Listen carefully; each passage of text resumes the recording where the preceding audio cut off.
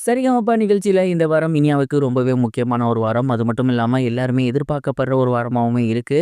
அதற்கு மிக முக்கிய காரணம் என்னன்னா, இது வந்து ஒரு கிராமப்புற பாடல் ரவுண்ட். இது எப்படி இனியாவுக்கு செட் ஆகும் அப்படிங்கிற ஒரு கேள்வி எல்லார் மனசுலயுமே இருந்து வந்துட்டு இருக்கு.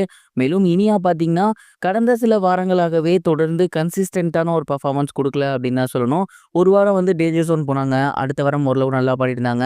அதற்கு அடுத்த வாரம் பார்த்தீங்கன்னா, கோல்டன் ஷவர் வாங்கியிருந்தாங்க. பட் அதற்கு அடுத்த வாரமே மறுபடியும் ஜட்ஜஸ் கிட்ட ரொம்பவே சுமாரான ஒரு கமெண்ட்ஸ் தான் வாங்கியிருந்தாங்க. இப்படி அவங்களோட லைன் அப்படிங்கிறது தொடர்ந்து அப் அண்ட் டவுன்ல தான் போய்க்கிட்டு இருக்கு. அப்படி இருக்கையில இந்த ஒரு வாரம் அப்படிங்கிறது ரொம்ப முக்கியமான வாரம். ஏன்னா இதற்கடுத்து வரப்போறதெல்லாம் வந்து டிக்கெட் டு ஃபினாலே, அதுக்கப்புறம் டபுள் எவிக்ஷன் அப்படின்னு ஏகப்பட்ட விஷயங்கள் இருக்கு. அதனால இந்த ஒரு வாரத்த அவங்க எப்படியாவது கடக்கணும். அண்ட் அதனால தான் பார்த்தீங்கன்னா, இப்ப வரைக்குமே இந்த வாரத்துல அவங்க மிகப்பெரிய அளவுல எதிர்பார்க்கப்பட்ட ஒரு நபரா இருக்காங்க. சமீபத்தில தெரிய வந்திருக்க தகவல் என்ன அப்படின்னா, இனியா அவர்கள் நல்லா தான் பாட்டு பாடியிருக்காங்க. இருந்தாலும் அந்த பாடலுக்கு ஏற்ற ஒரு சில விஷயங்கள் அவங்க மிஸ் பண்ணியிருக்காங்க அப்படின்னும், அதனால ஜட்ஜஸ் எல்லாமே அவங்களுக்கு ஒரு சில விஷயங்கள் அறிவுரை சொல்லியிருக்காங்க அப்படிங்கிறதும் தெரிய வந்திருக்கு. மேலும் இந்த ஒரு காரணத்தினால அவங்களுக்கு கோல்டன் பெர்ஃபார்மன்ஸ் கிடைக்கல அப்படிங்கிறதும் தெரிய வந்திருக்கு. இதன் மூலியமா இனியா பார்த்தீங்கன்னா, அடுத்த வாரத்துல என்ன பண்ண போறாங்க அப்படிங்கிற ஒரு கேள்வி வந்திருக்கு. அதாவது கோல்டன் பெர்ஃபார்மன்ஸ் வாங்காததுனால டேஞ்சர் ஜோன் அடுத்த வாரம் வெளியேறிடுவாங்களா? இல்ல போட்டியில தொடர்றதுக்காக இன்னும் முனைப்போட பாடுவாங்களா? அப்படிங்கிற ஒரு கேள்வியுமே பார்த்தீங்கன்னா எழுந்திருக்கு.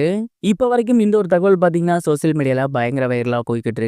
இனியா அவர்கள் எப்படி பாடியிருக்காங்க, என்ன பாடல் பாடியிருக்காங்க அப்படிங்கிறதெல்லாம் சோசியல் மீடியால ஒரு பக்கம் போய்க்கிட்டு இருக்கு. அதே நேரம் இன்னொரு பக்கம் வந்து கண்டிப்பா இனியா ஃபைனல்ஸ் போவாங்க அப்படிங்கிற மாரியுமே அவங்களோட ரசிகர்கள் சொல்லி வந்துட்டு இருக்காங்க. இந்த சீசன பொறுத்தவரை மட்டிலும் யாரையுமே நம்ம வந்து எதுவுமே சொல்ல முடியாது. ஏன்னா அடுத்த வாரம் நல்லா பாடுறாங்க, அதுக்கு அடுத்த வாரம் சுமாரா பாடுறாங்க. எப்ப வேணா என்ன வேணா நடக்கலாம் அப்படிங்கிற மாரி தான் போய்க்கிட்டு இருக்கு. எனக்கு தெரிஞ்சு இனியா ஃபைனல்ஸ் போறது கஷ்டம் அப்படிங்கிற மாரி தான் நான் நினைக்கிறேன். நீங்க என்ன நினைக்கிறீங்க? ஃபைனல்ஸ் போவாங்கன்னு நினைக்கிறீங்களா? மறக்காம கமெண்ட் பாக்ஸ்ல ஷேர் பண்ணுங்க.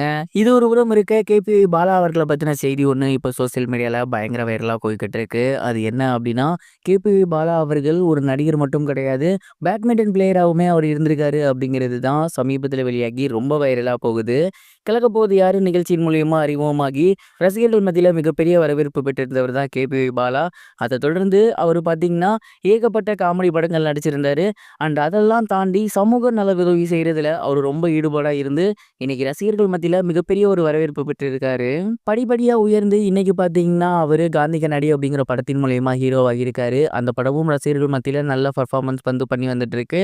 அண்ட் இந்த ஒரு நிலையில பார்த்தீங்கன்னா, ரீசெண்டா ஒரு இன்டர்வியூல பாலா அவர்கள் ஒரு பேட்மிண்டன் பிளேயர் அப்படிங்கிறது தெரிய வந்திருக்கு. இதை கேட்டு பயங்கரமா ஷாக் ஆன மணிமேகலை, "யார்றா நீ காமெடி பண்ற, ஹெல்ப் பண்ற, ஹீரோவா பண்ற, அதை தாண்டி ஸ்கூல்லயுமே நீ மிகப்பெரிய அளவுல மார்க் எடுத்திருக்க. இப்ப பேட்மிண்டன் பிளேயரும் அப்படின்னு சொல்ற. இன்னும் எத்தனை திறமையை தான் உள்ள வச்சிருக்க?" அப்படிங்கிற மாதிரி கலாய்ச்சிட்டு இருந்தாங்க. அந்த ஒரு வீடியோ இப்ப சோசியல் மீடியால பயங்கர வைரலா போய்கிட்டு இருக்கு.